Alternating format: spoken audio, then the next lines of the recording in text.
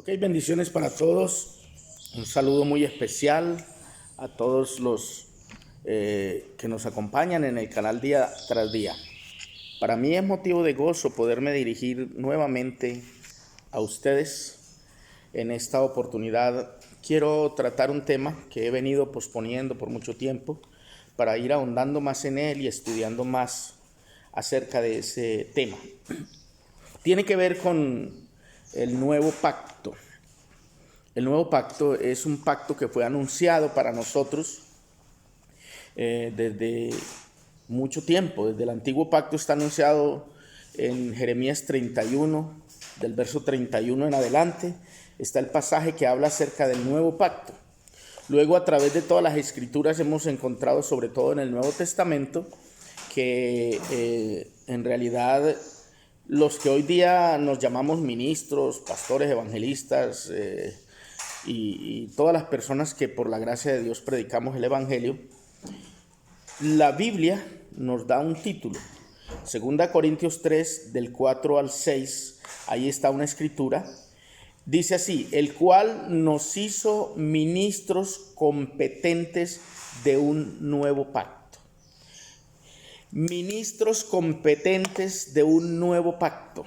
Ese es el título que nos da. Ministros, pero competentes. Y no del pacto antiguo, sino del nuevo pacto. Entonces, nosotros los ministros debemos entrar en situación. Es decir, entrar en esa realidad que estamos viviendo hoy. Podríamos llamarle la verdad presente, la verdad para este tiempo, que tiene que ver con la enseñanza que fue dada a través de los apóstoles, más especialmente a través del apóstol Pablo, porque Pablo es el apóstol a los gentiles, y Pablo es el que más habla de estos temas, porque él comprendió, él entendió el llamado del Señor para él predicar el reino de Dios a toda la gente, sobre todo a los gentiles. ¿Por qué a los gentiles? Porque los gentiles en un principio fueron despreciados por los demás apóstoles. Recuerden cuando el Señor llama a Pedro, a través del llamamiento que le hace a través de dos hombres enviados por Cornelio. Recuerde la historia en Hechos 10. Cornelio es un hombre gentil, pero es un centurión romano. Y él dice que agrada a Dios las limosnas que él da, las ayudas que da, y el hombre está en ayuno, y a la hora tercera del día dice que un ángel se le presenta y le dice: Cornelio, tus limosnas, tus bondades, tus cosas han subido delante de Dios. O sea, a Dios le ha agradado lo que haces, pero haz venir a uno que se llama Pedro. Él posa en casa de un Simón curtidor, y hazle venir para que él te diga lo que debes hacer.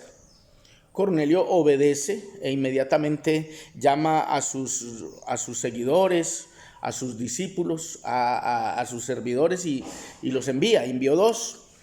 Mientras estos hombres llegan allí, Pedro está en la terraza de la casa orando, esperando que le preparen algo porque tiene hambre, y dice que Dios le permite a Pedro una visión. En la visión él le baja por varios momentos, le baja un lienzo lleno de reptiles, de animales volátiles y reptiles, y le dice, la voz le dice: Pedro, mata y come. Pero Pedro se disgusta y responde: no, Señor, ¿cómo me vas a decir que coma estas cosas? Ninguna cosa inmunda ha entrado en mi cuerpo. Y el Señor vuelve y le baja el lienzo por doble vez, pero las veces que se lo bajó, Pedro le dijo: no, Señor. O sea, prácticamente rechaza. En realidad, Dios no le estaba diciendo a Pedro que comiera cualquier cosa que le hacía daño, porque Dios nunca nos obliga a algo.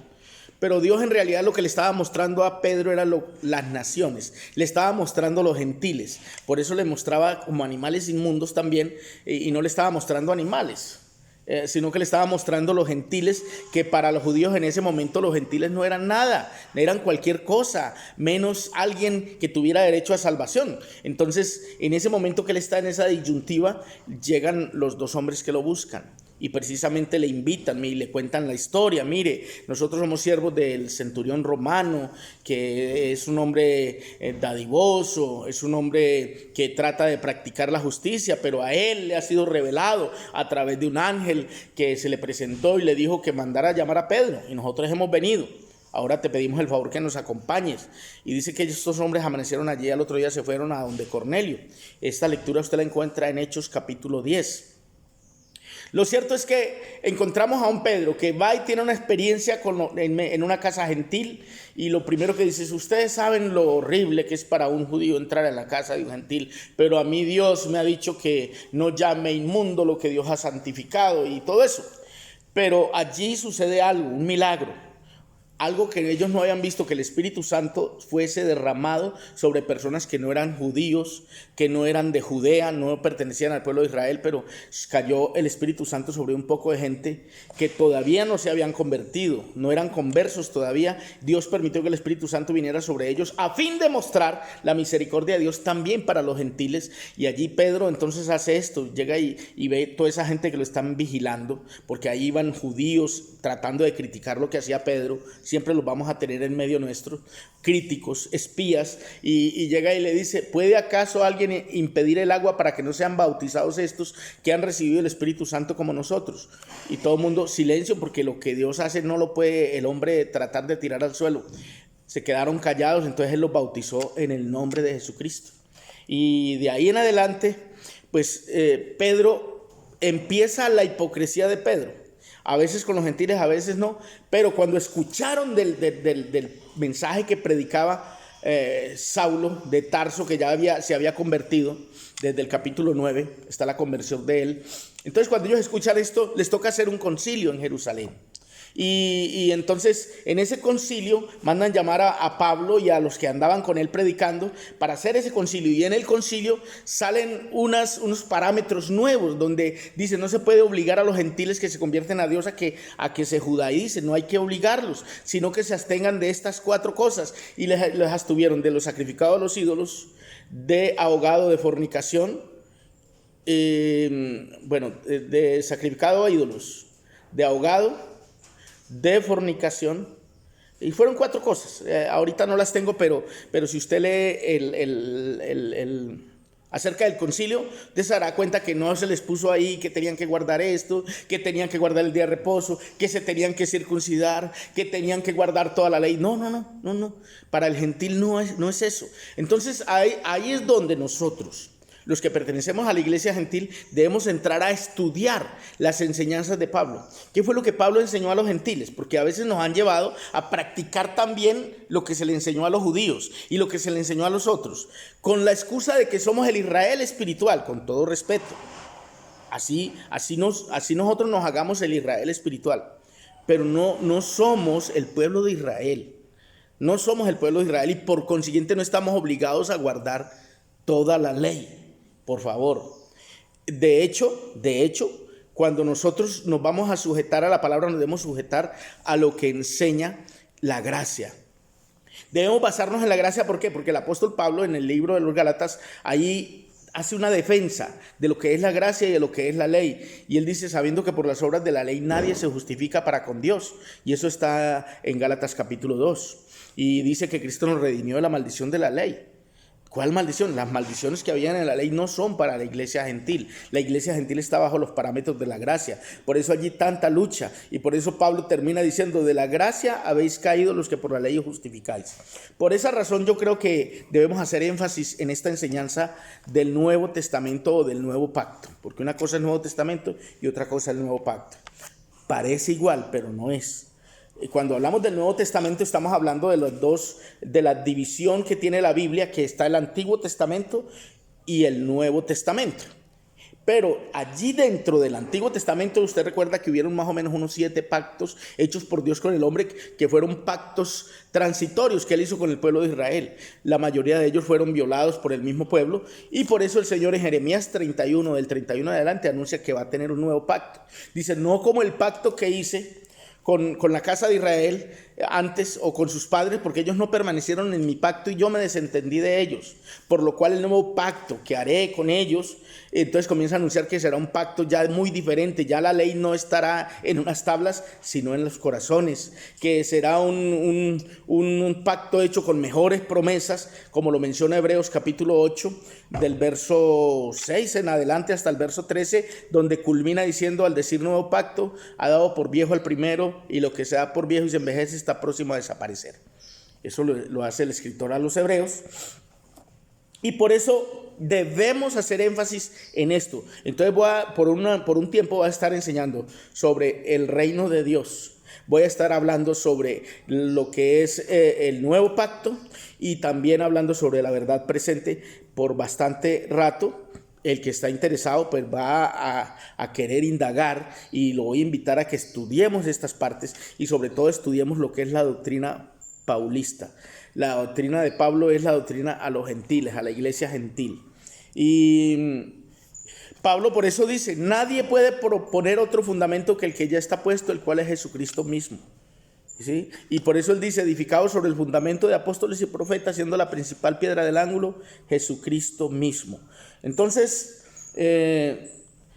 cuando hablamos de que nos hizo en 2 Corintios 3, del 4 al 6, donde dice que el cual nos hizo ministros competentes del nuevo pacto, quiere decir que nosotros no podemos ser ministros a ultranza de cualquier cosa. Recuerde, somos ministros competentes del nuevo pacto. Dice, no de la letra, pero sí del espíritu. Y es que es la diferencia entre la ley y la gracia. En la ley está la letra, pero en la gracia tenemos el espíritu de Dios. Es decir, hay ese cambio. Y a ese cambio es que nosotros también tenemos que someternos como pueblo del Señor hoy, como la iglesia del Señor, para poder entender esto. Ahora bien, si una persona que hoy está predicando el evangelio no es un experto, ¿sí? Tiene que ser ministro competente, es alguien que es diestro, que es calificado y que es experto en el nuevo pacto. Tenemos que profundizar entonces en esto para poder decir que somos ministros competentes. Ser competente, diestro o experto en aquello que no conoce la mayoría de la gente, ¿sí? Porque para este tiempo hay que reconocer también que la iglesia está en pañales en cuanto a lo que tiene que ver con el nuevo pacto. La iglesia tiene muy poquito conocimiento de lo que es la enseñanza del nuevo pacto y la confunde o la mezcla con el antiguo. Mezcla mucho la gracia con la ley. Y de eso fue que Pablo nos dijo que nos teníamos que guardar, y a eso Pablo lo llamó un evangelio diferente en Gálatas capítulo 1. Dice, no que haya otros, sino que hay algunos que os perturban y quieren pervertir el evangelio de Cristo. ¿Cómo se pervirtió el evangelio de Cristo allá en Gálatas? Léalo y verá que Pablo no está hablando de un evangelio muy diferente, sino que está hablando de la mezcla entre ley y gracia. ¿Por qué? Porque él tenía perseguidores que lo estaban persiguiendo continuamente, tratando de contaminar la enseñanza del nuevo pacto que él traía, la verdad presente o la enseñanza de la gracia, y querían mezclarle ley, porque llegaba donde estaban los hermanos y les decía, con que ustedes están ya perseverando. ¿Quién les predicó a usted? Que Pablo. Y el que les dijo, no, pues él nos enseñó que Jesucristo murió por nuestros pecados y que tal. Y entonces le decía, bueno, y ya se bautizaron. Sí, ¿cómo fueron bautizados? Bueno, de la misma manera que Pablo se bautizó en el nombre de Jesucristo para el perdón de pecados y todo aquello, pero no les dijo que tenían que guardar, tienen que circuncidarse, tienen que guardar la ley para poder ser salvos. Y eso no es lo que se aprobó en el concilio de Jerusalén, en el primer concilio con la iglesia.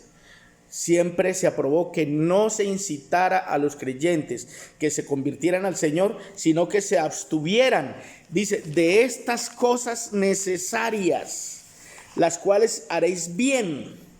Y yo voy a mostrar la cita porque pues, es bueno mostrar por la Biblia de qué es que yo estoy hablando. Vaya, usted que tiene su Biblia en casa, ábrala en el libro de los Hechos. El libro de los Hechos, para que usted sepa, ese del Nuevo Testamento. Y es el libro histórico de los apóstoles, donde está la historia del desarrollo, del trabajo que realizaron los apóstoles. Ahora bien, aquí está en Hechos capítulo 11. Ahí se habla acerca del concilio, ¿sí?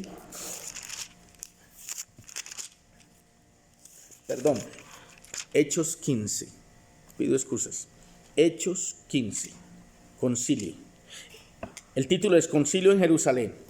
Dice así: entonces algunos que venían de Judea enseñaban a los hermanos, si no os circuncidáis conforme al rito de Moisés, no podéis ser salvos. ¿Sí ve cómo les decían? Si no se circuncidan conforme al dicho de Moisés, no pueden ser salvos. como Pablo y Bernabé tuviesen una discusión o contienda no pequeña con ellos, se dispuso que subiesen Pablo y Bernabé a Jerusalén y algunos otros de ellos a los apóstoles y los ancianos para tratar esta cuestión. Ellos pues, habiendo sido encaminados por la iglesia, pasaron por Fenicia y Samaria, contando la conversión de los gentiles, y causaban gran gozo a todos los hermanos. Y llegados a Jerusalén, fueron recibidos por la iglesia. Allí se discute todo esto.